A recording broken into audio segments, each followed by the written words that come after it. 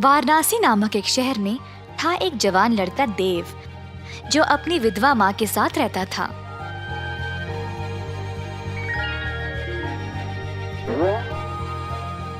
उनकी थी 1 एकड़ की जमीन, जिसमें वह काम करके अपनी रोजी रोटी कमाते थे।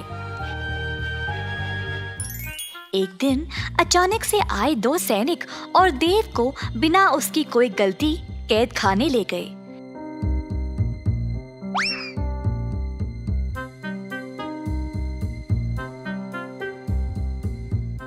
देव की माँ ने सैनिकों से बहुत भीख मांगा, पर उन्होंने उनकी बात नहीं सुनी और उसको कैद खाना ले गए।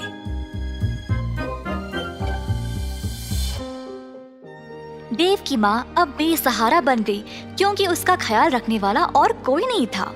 इन सब की वजह से अब खेती का काम भी रुक गया। इसी तरह दिन बीत गए और सारा खेत सूख कर नष्ट हो गया।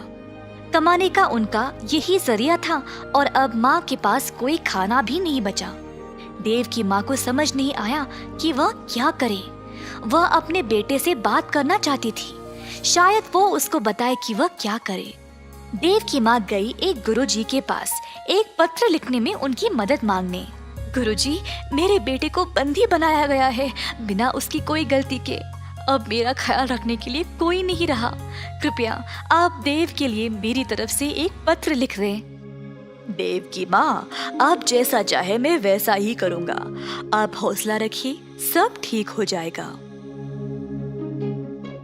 गुरु ने पत्र लिखा।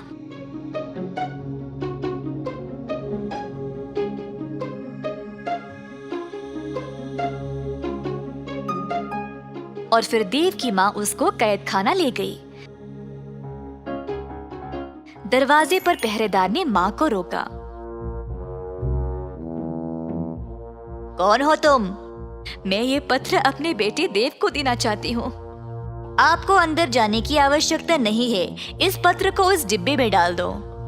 देव की माँ ने वैसा ही किया और वहाँ से चली गई। कैद खाने पर जो भी खाना, पत्र या तोहफे आते थे, पहले पहरेदार उनको जांचते थे और तब ही कैदियों तक पहुंचाते। इसी तरह देव की माँ का पत्र भी पहले पहरेदार ने जांचा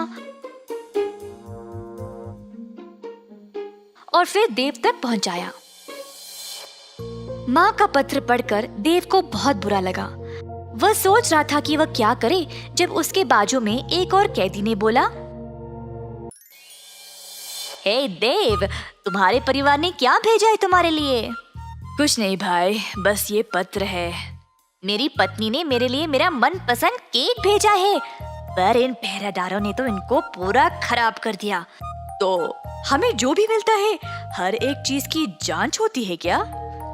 हाँ जी भाई साहब। देव को इस बारे में पता लगने के बाद उसने वापस अपनी माँ को एक पत्र लिखा। पहरेदार एक एक करके पत्र पढ़ते गए, जब एक पहरेदार ने बोला, हे, देखो इस पत्र में क्या लिखा है। क्या है, जरा दो इधर। पहरेदार ने फिर जोर से पत्र को पढ़ा। मैया, आप मेरी चिंता ना करें। बहुत साल पहले बापू ने हमारे खेत में एक मटका छुपाया था, जिसमें बहुत सारा सोना और खजाना रखा है। आप उस मटके को खोद निकालो और फिर उस धन से आपकी सारी परेशानी समाप्त हो जाएगी। अच्छा, चलो भाई, जल्दी जाकर इस खजाने को ढूंढ निकाले। दोनों पहरेदार लालची बन गए और देव के खेत पर जाकर जमीन खोदने लगे। खोदते खोदते उन्होंने पूरे 1 एकड़ की जमीन को खोद दिया, पर उनको कोई खजाने का मटका मिला ही नहीं। जल्द वे थक गए। क्या करे ये ना जानकर दोनों पहरेदार वापस कैद खाना चले गए। अगली सुबह जब देव की माँ जागी, तो उसने देखा कि सारा जमीन जोता हुआ था और ताज़ी मिट्टी बाहर आई हुई थी। देव की माँ ने फिर से खेती बाड़ी का काम शुरू किया और अन्य बीज बोया। धीरे धीरे वह पैसे कमाने लगी और कुछ ही समय में उसने काफी पैसे जमा लिए, जिससे उसने अपने बेटे को जेल से रिहा करवा लिया।